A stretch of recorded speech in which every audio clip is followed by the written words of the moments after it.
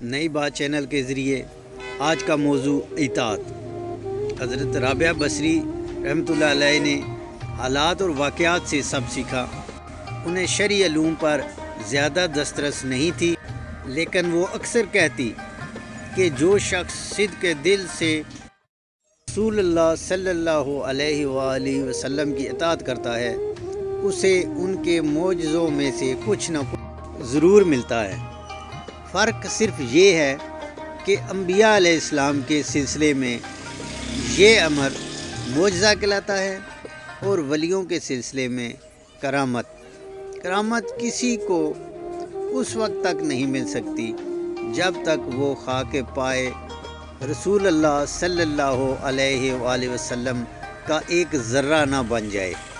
اللہ تبارک و تعالی ہمیں عمل کی توفیق عطا فرمائے، آمین۔ اچھی اور سچی بات پھیلانا صدقہ جاریہ ہے۔